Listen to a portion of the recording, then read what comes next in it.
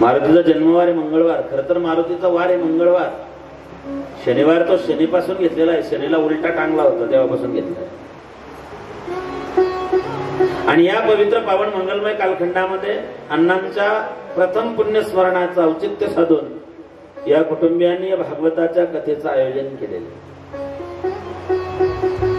अण्णा गेले, या कुटुंबाची कधीही भरून न येणारी हानी झाली.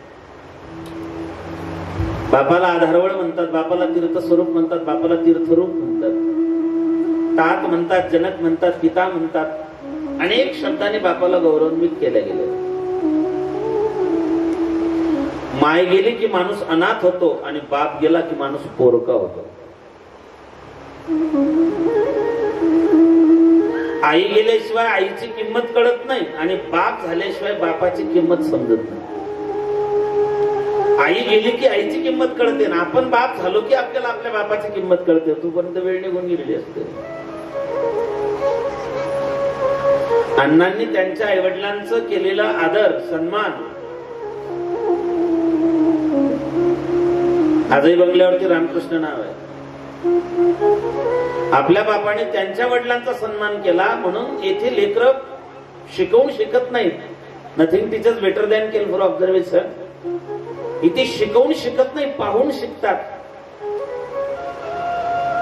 आपल्या वडिलांनी त्यांच्या वडिलांची रिस्पेक्ट केली, आपल्या वडिलांनी त्यांच्या वडिलांचा आदर केला, आपल्या वडिलांनी त्यांच्या आई वडिलांची सेवा केली म्हणून आपसुकच लेकरं आपल्या मायबापांची सेवा करतात. या कुटुंबाशी माझा गेल्या 10 वर्षापासून संबंध आहे. 8-10 वर्षापासून. जसं सीताराम भाऊंकडे कथा झाली आणि त्या कथेमध्ये अण्णा दररोज कथेला येऊन बसायचे. हे कुटुंबच तेव्हापासून पारमार्थिक आमच्या या क्षेत्राशी हा संबंध आला. तेव्हापासून या घराची ओळख झाली. तेव्हापासून तासतागायत या घराने पुत्रवत प्रेम केलं. या चारी भावंडांनी माझ्यावरती बंधुवत प्रेम केलेलं. अण्णांचं माझ्यावरती ताईवरती पुत्रवत प्रेम केलं आणि आदर होता. परमार्थाबद्दल निष्ठा होती, आदर होता, सन्मान होता. जीवनाच्या उत्तरार्धामध्ये अण्णांनी अनेक कीर्तन, अनेक पारमार्थिक क्षेत्रामध्ये आपल्या जीवनाची वाटचाल केली. मग परिसरात कुठेही कार्यक्रम असला की अण्णांनी न चुकता त्या कार्यक्रमाला यावं. खरं तर अण्णांची एक इच्छा राहून गेली. मी जसं आंतरराष्ट्रीय कीर्तन महोत्सवाला नेपाळला गेलो, तिथून आलो तेव्हा अण्णांची इच्छा होती की आपल्याला एकदा नेपाळला जायचंय महाराज. मी जेव्हाही घरी आलो की अण्णा मला ते सांगायचे, एकदा आपण नेपाळला सोबत जाऊ, ताई तुम्ही मी आपण मुंबईहून विमानाने जाऊ, नेपाळला थांबू. तेवढी एक अण्णांची इच्छा राहून. आणि गेल्या वर्षी जे काही महाभयंकर वैश्विक महामारी, जागतिक महामारी आली की त्या महामारीमध्ये न भूतो न भविष्यती असे त्या ठिकाणी जीवितहानी होती. कुणाचा बाप, कुणाचा भाऊ, कुणाचा मुलगा, कुणाचा पती, कुणाचं कुटुंब, अख्खं कुटुंबाचं कुटुंब या कोरोनाच्या राक्षसाने गिळंकृत केलं. कुणाच्या घरातला करता गेला, कुणाचा तरुण मुलगा गेला, कुणाच्या म्हाताऱ्या बापाच्या खांद्यावर तरुण मुलाचं प्रेत गेलं.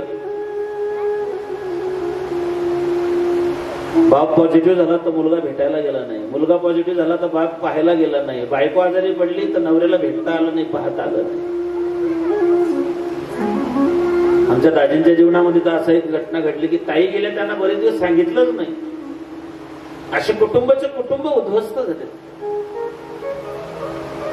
आणि या घराचं तो छत्र, आधारवड, जे भक्कम असा आधारवड होता या घराचा, या कुटुंब, जे कुटुंब प्रमुख आपण ज्याला म्हणतो, अण्णांच्या स्वरूपातून तो आधारवडच कोसळून पडला. आणि ती परिस्थिती त्या काळाची, घरातले अनेक त्या ठिकाणी पॉझिटिव्ह पेशंट. पण याही अवस्थेमध्ये या चारी भावांनी अण्णांना एकटं पडून दिलं. खरं सांगू का, कोरोनामध्ये लोक घरच्यांनी त्यांच्यासोबत जो व्यवहार केला, घरचे त्यांच्यासोबत जसे वागले, काही लोक त्या व्यवहारानेच गेले. म्हणजे जर दवाखान्यात ऍडमिट केलं तर त्या माणसाला 14-15 दिवस घरचे तोंडही दिसायचे नाही कुणाचे.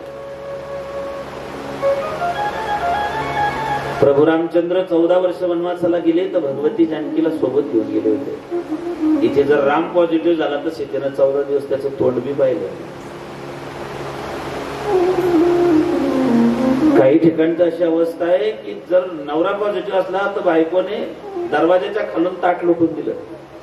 काहींनी खिडकीतून गोळ्या मारून फेकल्या. गोळ्या म्हणजे बंदुकीच्या नाही, औषधाच्या. जवळ जायला सुद्धा कोणी तयार नव्हतं. ही अवस्था. आणि हा जो व्यवहार घरच्यांनी त्या व्यक्तींसोबत केले. बरेच लोक त्या धसक्यानं गेले, काही भीतीनं गेले. पण या कुटुंबियांनी, सारंग भाऊंनी अण्णांना एकटं सोडले नाही याही अवस्थेमध्ये. हे चौघ भावंड आपल्या जीवाची पर्वा न करतात की मला कोरोना होईल, माझे वडील म्हातारे आहेत. बऱ्याच लोकांच्या जीवनातली ही अवस्था आहे की आता पिकलेलं पान आहे, जाणारच आहे. पण स्वतःच्या जीवाची पर्वा न करता, तमा न बाळगता या सगळ्या भावंडांनी शेवटच्या क्षणापर्यंत अण्णांच्या सोबत साथ दिली. शेवटी या आयुष्याची दोरी कमी झाली. एकदा काळ आणि वेळ दोघी गोष्टी कोरोना निमित्त आहे, मृत्यू निमित्त आहे. मृत्यूला न चुकवी कोणी थोर असो अथवा सांग. या जगाचं नाव मृत्यूलोक आहे. इथे प्रत्येकाला जावंच लागतं. एक दिवशी तुम्हाला मला सगळ्यांना या जगाचा निरोप घ्यायचाच. राहायला आलं को. पण काही व्यक्ती जीवनामध्ये असे काही चटके लावून जातात, हुरहुर निर्माण करून जातात की ती व्यक्ती गेल्यानंतर जी पोकळी निर्माण होते ती कशाने भरून निघत. आणि त्यातलं एक व्यक्तिमत्व अण्णांचं होतं.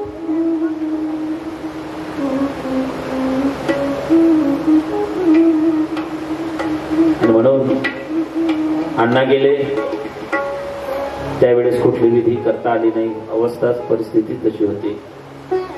सगळे ती विधी नंतर पार पाडण्यात यावी आणि अण्णांच्या स्मरणार्थ श्रीमद भागवताची कथा व्हावी अशी त्यांची खूप इच्छा होती. भाऊंनी मला बऱ्याच दिवसाबरोबर सांगितलं हा कार्यक्रम करायचा. आणि सगळ्यांनी एका ठिकाणी बसून तो निर्णय घेतला गेला. पुन्हा कोरोनाची भीती होतीच, तिसऱ्या लाटेची भीती घातलीच होती. येतो की काय म्हणून संदीप नाना सांगितलं होतं की थोडं आपण पाहू महाराज, वातावरण पाहू. थोडं निवडलं वातावरण जर चांगलं झालं एप्रिलमध्ये तर आपण नक्की तो कार्यक्रम करू. आणि सुदैवाने मार्च महिन्यामध्ये शासनाने सगळे निर्बंध हटवले. परमार्थाचे सगळे मार्ग मोकळे झालेत. तेव्हाच मग सीताराम भाऊंना बोलून या कार्यक्रमाचं नियोजन केलं गेलं. आणि हा जो एप्रिलचा महिना आहे हा चैत्र महिनाही नाही, हा एप्रिल महिना नाही, हा यावर्षी श्राद्धाचा महिना आहे. एवढे श्राद्ध आहेत, इतके श्राद्ध आहेत. कारण गेल्या वर्षी याच महिन्यामध्ये खूप अपरिमित जीवितहानी झाली. म्हणजे मला चांगलं आठवतं मी फेब्रुवारी महिन्यापासून माझे कंटिन्यू 2 कीर्तन आहेत. तुम्हाला खोटं वाटेल, या एप्रिल महिन्यामध्ये माझे 30 दिवसात 55 कीर्तन होते.